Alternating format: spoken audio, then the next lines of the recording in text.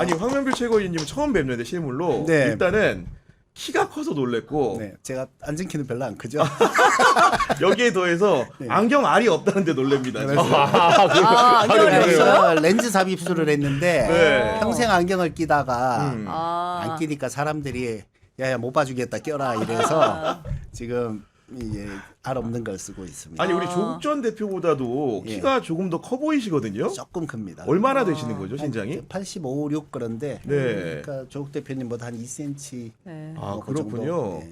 요즘 그야말로 최고위원회의의 발언들이 좌중을 들썩들썩하게 하고 있는데 얼마 전에는 그 윤석열을 상대로 해가지고 변온동물에 비유를 했는데 그런 비유는 어디서 착안하신 겁니까 도대체? 그냥 뭐 평소에 생각하고 있던 말 안 되는 것들을 저는 그런 거 좋아하거든요. 보통 이제 그들의 연호와 그들의 그 행동을 예전에 한 것들을 가져와서 이제 비판하는 그런 것들을 주로 네. 하는데 어쨌든 좀 말이 안 되는 소리니까 뭐 그냥 그렇게 했습니다. 아니 그리고 말씀 중에 얘기 들어봤더니 윤석열이 보수 유튜버의 말을 듣고 따라하는 것 같다 이런 얘기를 해주셨는데 그렇죠. 그런 대목이 과거에 있었는 모양이죠? 있었죠. 예. 네, 언제였던 겁니까 그게? 거기에 보면은 그것도 유튜브에 나온 것들을 잘 찾으면 우리 그 깨시민들이 캡처해서 올려놓으시기도 하고 그래요. 그래서 이제 예전부터 그 유튜브 그러니까 극우 유튜버들의 말을 잘 듣는다는 그런 얘기가 있었지 않습니까? 그렇죠. 그래서 검색을 하다 보니까 뭐 알몸으로 버텨라 음. 이제 이런 얘기가 있어서 그걸 잘 활용을 했죠. 아 이번에 보니까 이제 속옷 저항에 이어가지고 의자 저항까지 2차 저항을 하지 않았습니까? 네. 그러면 10명의 건장한 남성들도 뿌리칠 정도로 강인한 신체 능력을 보여줬는데 네. 이러면 3차 집행이나 혹은 이렇게 강제로 재판정에 앉히려면은 어떻게 해야 된다고 생각하십니까? 그래서 제가 사실은 그랬지 않습니까? 이 교도관들은 공무원이에요. 공무원들은 좀 부담스럽거든요. 네. 그래서 이제 어떤 일이든 간에 그것을 잘하는 사람들이 있고 그런 일에 경험이 많은 사람들이 있으니까 우리 특검법 구조죠. 거기에 보면은 그 행정부처에 협조 요청을 할 수 있게 돼 있으니까 그 유해조수 처리반은 그 환경부 산하에 있기 때문에 환경부 요청을 해서 전문가들이 그 발버둥 치는 그런 네. 개체들을 잘 포획을 합니다. 그래서 그렇게 하는 게 좋을 것 같다고 제가 1차 끝나고 나서 조언을 드렸는데 안 보셨나 봐요.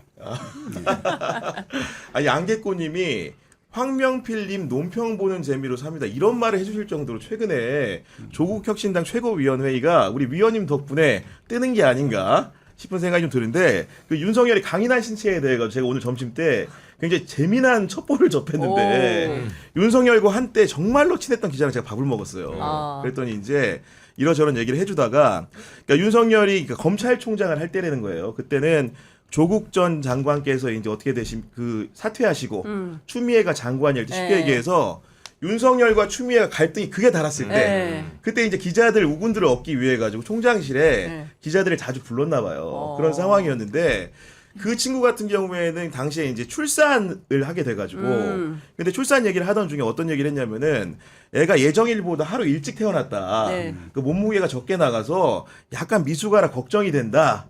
이런 얘기를 했더니 우리 윤석열이 갑자기 자신의 출생증을 보여줬대요. 예전에 보니까 이화여대 병원에서 예를 들면 출생을 하게 되면은 담당 간호사 성명까지 적어가지고 출생증이라는 걸 이제 발부를 하는데 네. 거기에 윤석열이 몸무게가 몇 킬로인지 아십니까? 몇 킬로예요? 4킬로? 2.5kg였다는 거예요. 아, 나도 네, 미숙아였다. 2.5kg인 나도 이렇게 건장해졌다. 이렇게 걱정 얘기하면서 마라. 그 출생증을 직접 보여줬다는 얘기를 하던데 그 건장한 윤석열이 지금 10명도 이기는 거 아닙니까, 위원님? 이게 이제 그런 게 있죠.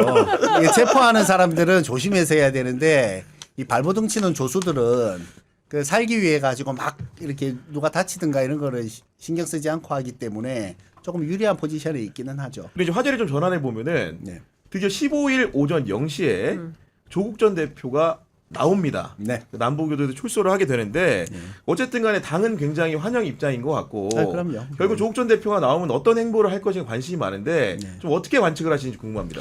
글쎄요, 일단은 뭐 우리 그 조국 전 대표께서 나오실 수 있게 된 것은 우리 국민 모두가 뜻을 모아주시고 시민사회 각계에서 애써주셨고 그리고 무엇보다도 우리 이재명 대통령께서 정말 이 이제 함께 싸운 동지에 대한 그런 것들을 크게 생각하셔서 결단을 내려주신 것이라고 생각해서 우리 모두에게 감사하는 마음을 가지고 있고요. 일단 나오셔서 어떻게 할지는 먼저 뭐 노모를 찾아봐야 되지 않겠습니까? 그 노모께서 사실은 며느리가 감옥에 gat히면서부터 겨울에도 이 난방을 안 하시고 아 그래요? 이렇게 똑같이 이제 버티시고. 고통을 견디겠다. 네, 그러셨었거든요. 그러니까 실제로 이제 가족들이 벌써 그 생일을 함께 못 지낸 지가 오래되지 않았습니까? 그래서 이제 당연히 이제 어머니 찾아뵈야 하고 그다음에 이제 선친 뭐 묘소에 인사 가야 될 네. 것이라고 생각을 하고 그 뒤로는 이제 조금 뭐 휴식이 필요할 거라는 생각을 하고요. 그리고 이제 어쨌든 시민들과 당원들 그리고 전국에서 애써주신 분들이 계시니까 뭐 다니면서 인사도 좀 하셔야 될 것 같고 뭐 그런 생각이고요. 그다음에 정치적 행보에 대해서는 아직 제가 만나서 여쭤보지 네. 않았기 때문에 그렇죠. 아직 알 수가 없습니다. 아니 근데 조국 전 대표가 어쨌든 출소하게 되면서 우리 기자들 사이에서는 전망이 굉장히 파란만장하게 많이 나오고 있거든요. 네. 어떤 시나리오로 갈 것인가 네. 이런 얘기를 우리가 많이 하지 않습니까?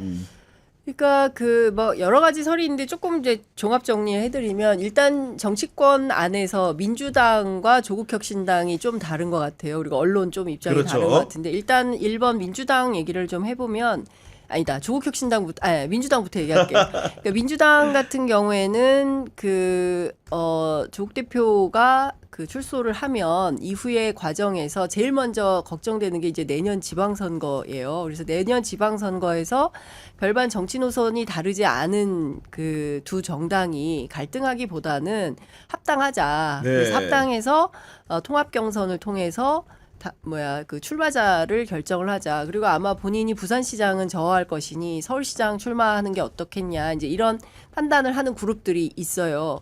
그리고 관련해서 보수 언론이나 특히 이제 진보 언론 포함해서 판단은 당연히 이제 정치 행보로 가겠지 이렇게 보는 것 같습니다. 근데 반대로 조국혁신당 내부에서는 어떤 고민들이 있냐면 지금 물론 정치 행보도 중요하지만 현재 지도부가 내년 7월까지 임기이고 그리고 그렇죠. 나와서 인사하고 당장은 뭐 일주일 정도는 그렇게 지내겠지만 그 이후에 조국은 무엇을 해야 되느냐.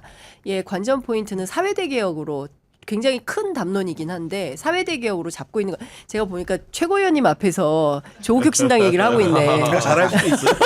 아니 원래 훈수 보는 분들이 또 장기도 잘 설마 이런 거 아니죠? 그런 게 있었어요. 지금 훈수 당에서 설마.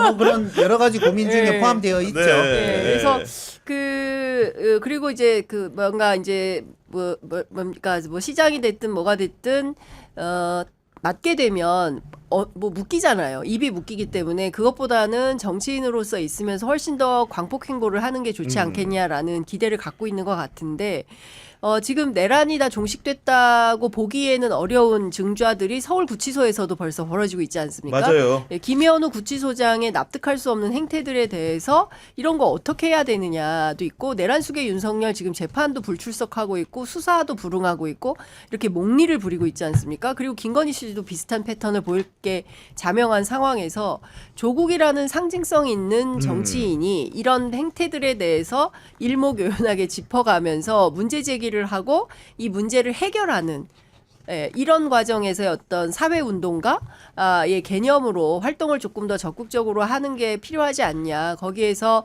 뭐 언론개혁, 사법개혁, 그리고 검찰개혁, 뭐 민주당도 내건 캐치프레이즈긴 한데 거기에서 민주당의 왼쪽 날개를 좀 맡아서 보다 더 그 조국혁신당은 쇄빙선이잖아요. 그렇죠. 네. 예, 그래서 이 역할을 조금 더 세게 하는 게 좋지 않겠냐라는 기대를 갖고 있는데 물론 이제 조만간 출소할 조국 대표가 어떤 생각이신지는 출소하신다면 여쭤봐야 될 것 같습니다. 지금 이제 뭐 서울시장, 부산시장뿐만이 아니고 뭐 심지어 이재명 대통령이 피운 인천 계양을 그 기자들이 막 거 쓰는 기자들끼리 것 같아요. 쓰는 게 이제 예. 또 강훈식 비서실장 충남 아산까지 거론이 예. 되다 보니까 지금 언론에서 이런 조명을 받으니 민주당에 있는 당사자성이 있는 의원들 같은 경우에는 굉장히 이거를 어떻게 봐야 되는가 복잡 미묘한 생각이 좀 있는 것 같거든요. 이정주 기자.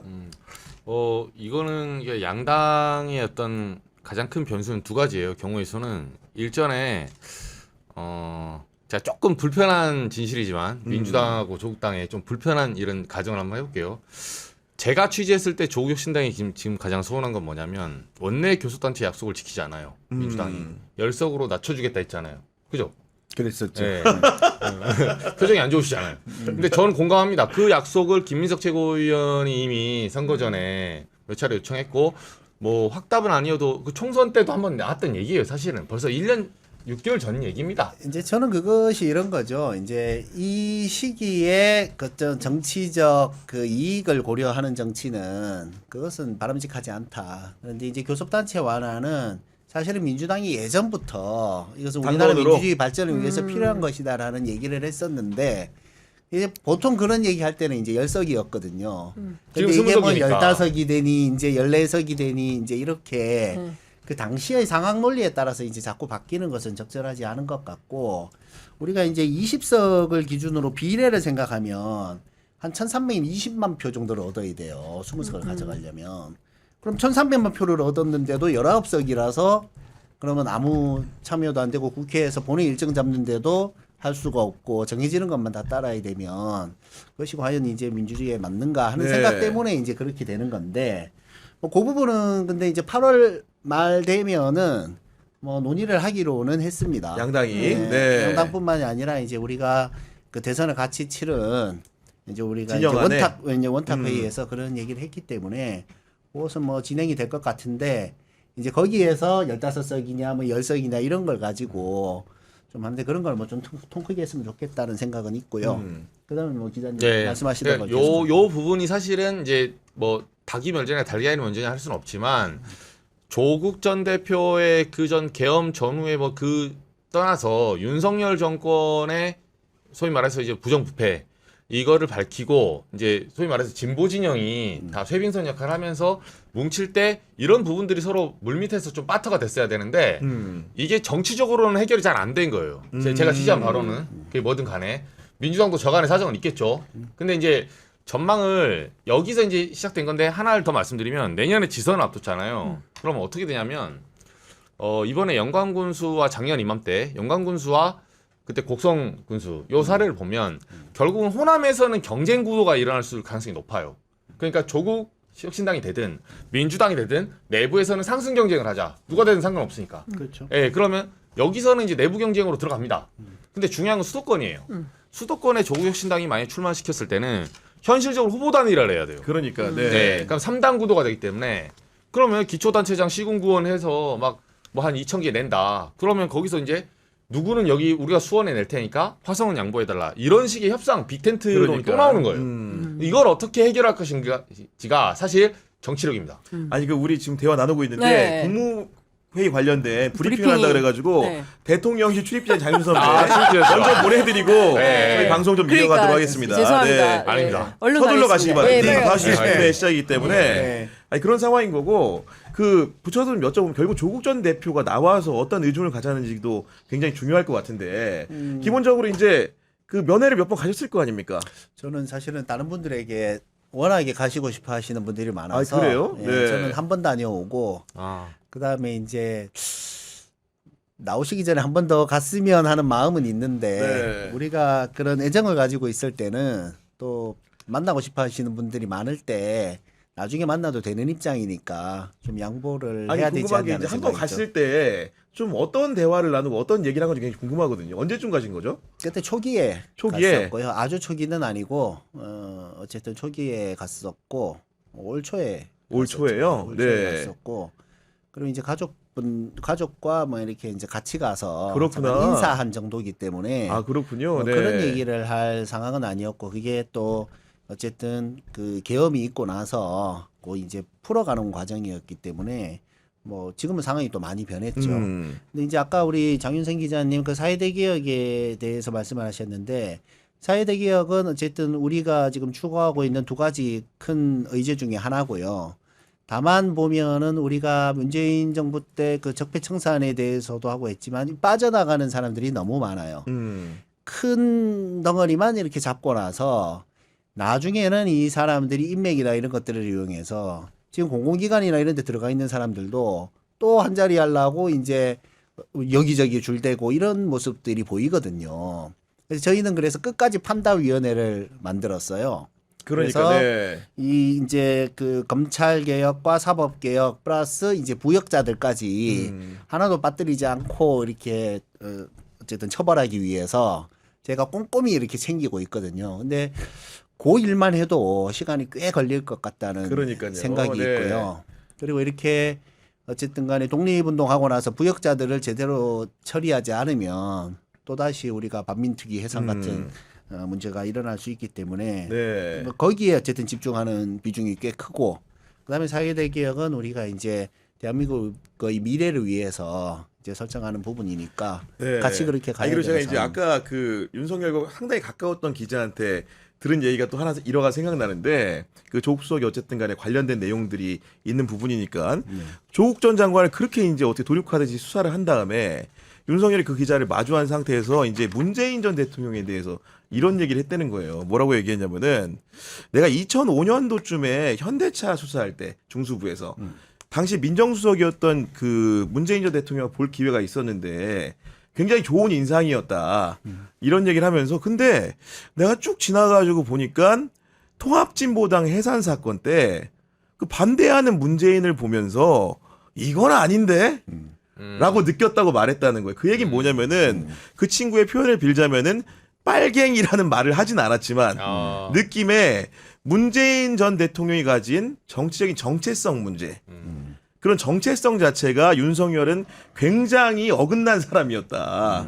그 당시에 진보당 해산 문제라는 게 여러 관점이 있잖아요. 그렇죠. 민주주의와 헌법의 관점이 있는 건데 그렇죠. 본인이 가진 헌법과 민주주의 관점에는 이 해산이 완전히 타당하다고 본 거예요. 그러니까 결론적으로는 그런 사람이 사실은 검찰총장이 됐던 게 상당한 불행이 아니었는가라는 생각을 그 윤석열과 한때 가까웠던 기자를 통해서 들었던 생각이라는 생각이 듭니다. 근데 네. 그런 관점이면 국민의힘은 헌재 갈 필요도 없어요. 예, 본인이 그렇지. 생각할 때 그 통진당이 전 통진당의 해산이 뭐 잘못됐다 잘됐다 떠나서 당시 그게 예비음모 단계에서 그거 걸렸다 경기 남부 엮어서 일종의 그렇게 이제 해산을 시킨 거잖아요. 당에 이제 자산을 다 팔아넘기고 뭐 일각에서는 그런 말도 있어요. 자유민주주의 국가가 우리나라 민주주의 한 50년 지났잖아요. 그러면 사실 정당이라는 게 여론의 심판으로 한 줌에 사라지기도 합니다. 지금 사실 정의당이 그런 위기에 처한 거예요. 또 사람들이 표를 주지 않으니까 그런 자정작용을 할 수 있는 우리의 캐파가 되는데 이걸 굳이 헌재에서 끌어다가 이게 할 필요가 있었냐라는 무리수라는 반대 의견도 있었거든요. 근데 그걸 가지고 뭐 오케이 알겠어요. anyway 그 의견이 맞다면 윤석열의 기준이 맞다면 굉장히 경직되게 이게 바라보는 거거든요. 법적으로 이런 건 정당 해산해야 돼. 그럼 그 잣대를 지금 국민의힘에 한번 해보세요.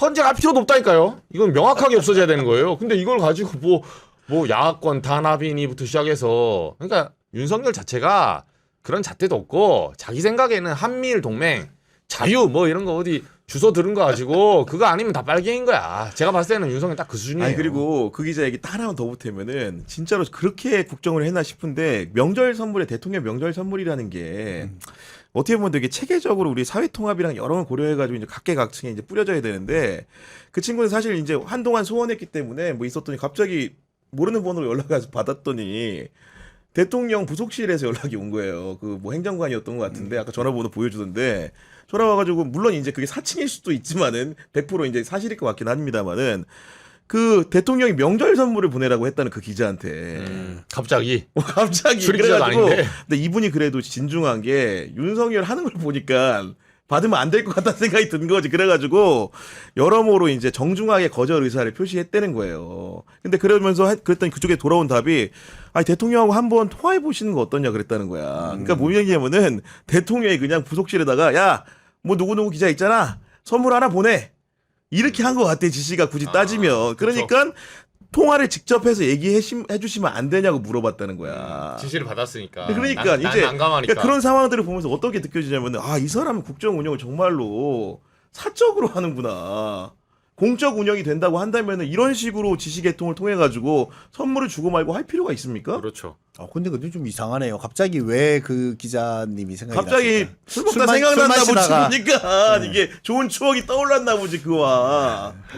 야 정말로 이제 이런 걸 보면은 권력을 가진 사람이 공적 마인드가 얼마나 중요한지를 다시 한번 새기면서. 그리고 보니까 정치 활동을 처음 열린우리당에서 하셨죠. 출마도 그때 처음 하신 거고. 그렇죠. 정말 그때 어려운 도전을 하셨을 것 같은데 솔직히 그때 당시에 선거 치를 때 돈 어떻게 하셨어요? 제가 그때 아파트를 살려고 준비를 했는데 제가 이거 저희 당원들께도 한번 연설을 하다가 얘기를 한 적이 있어요.